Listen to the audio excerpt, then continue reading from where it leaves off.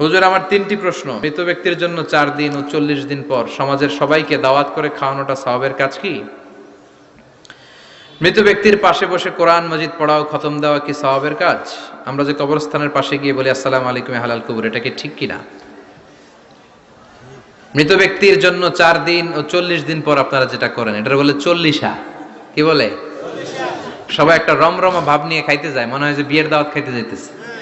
আছে না নাই? তো যে মরছে আপনি তার জন্য কাঁদবেন, দোয়াই না করবেন, এত খুশি কেন আপনাদের? আপনি খাওয়ান, খাওয়াতে দোষ নাই।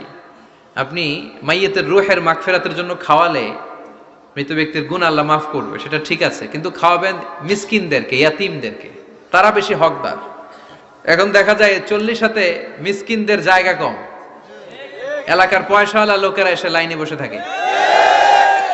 আমি দেখেছি যেটা, কিন্তু দরকার ছিল আমার আব্বা মারা গেছে, এই এতিমখানায় আমি একটা গরু দিয়ে দিলাম, ওরা সারা বছর খেতে পায় না, ওরা খাবে, খেয়ে আমার আব্বার জন্য দোয়া করবে, ঠিক কিনা? আর সবচেয়ে বেশি দোয়াটা কবুল হবে আপনার আব্বার জন্য।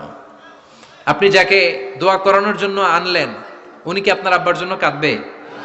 আর কাঁদলেও এই কান্নাতে আন্তরিকতা কতটুকু, এটা প্রশ্নবিদ্ধ। কারণ উনি আমার বাপের লেগে কান্দে, আমারই চোখ দিয়ে পানি বের হয় না আমার বাপের লেগে। ঘটনাটা এরকম, তাই না? আপনার বাবার জন্য আপনি কাঁদবেন, ভাড়া করে কাউরে এনে কান্না করানোর দরকার নাই। রব্বির হামহুমা কামা রব্বায়ানি সাগীরা, আপনি দোয়া করবেন। ইসলামকে আমাদের মানতে হবে ঠিক তেমন বিশ্বনবী শিখিয়ে গিয়েছে যেমন। বিশ্বনবীর জীবদ্দশায় বিশ্বনবী ওনার প্রথম প্রিয়তমা স্ত্রীকে হারালেন, নাম কি? খাদিজা। এত ভালোবাসতেন এই স্ত্রীকে, আল্লাহর কাছে বলতেন, আল্লাহ কিয়ামতের দিন যেদিন মানুষ মানুষকে চিনবে না, বন্ধু বন্ধুরে চিনবে না, ভাই ভাইরে চিনবে না, পীর সাহেব মুরিদরে চিনবে না, মুরিদ পীর সাহেবরে চিনবে না, ওই কঠিন দিনে আমি যেন আমার খাদিজারে ভুলে না যাই। খাদিজাকে কবর দিয়ে বিশ্বনবী দাঁড়িয়ে রইলেন, দাফন দিয়ে দোয়া করলেন, কাঁদলেন, সবাই চলে যায়, বিশ্বনবী যায় না। সাইয়েদনা আবু বকর বললেন, ইয়া রাসূলুল্লাহ চলেন না, যাই, অনেক তো হলো। বিশ্বনবী বললেন, তোমার মনে চায় তুমি যাও, আমি বসে থাকবো।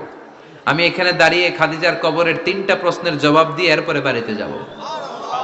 সাইয়েদনা জিবরাইল এসে বললেন, ইয়া রাসূলুল্লাহ খাদিজার প্রশ্নের জবাব নিয়ে আপনার টেনশন করার দরকার নাই, আপনার কোনো টেনশন নাই, খাদিজার কবরের প্রশ্নের জবাব আরশের উপর থেকে আল্লাহ নিজেই দিয়ে দিবে। এজন্য মা বাবার জন্য আমরা দোয়া করব, আমরা সাদাকা করব। মৃত ব্যক্তির সামনে বসে কোরআন পড়া যায় কিনা? হ্যাঁ, হাদিসে এসেছে, ইকরাউ আলা মাউতাকুম সূরাতা ইয়াসিন, তোমরা তোমাদের মুমূর্ষ রোগীদের সামনে বসে, মৃত্যু পথযাত্রী এদের সামনে বসে সূরাতু ইয়াসিন তেলাওয়াত করো, তাহলে তার মৃত্যুর কষ্টটারে হালকা করে দিবে কে? আল্লাহ পাক আমাদের সবাইকে কথাগুলো বুঝার ও আমল করার তৌফিক দান করুন।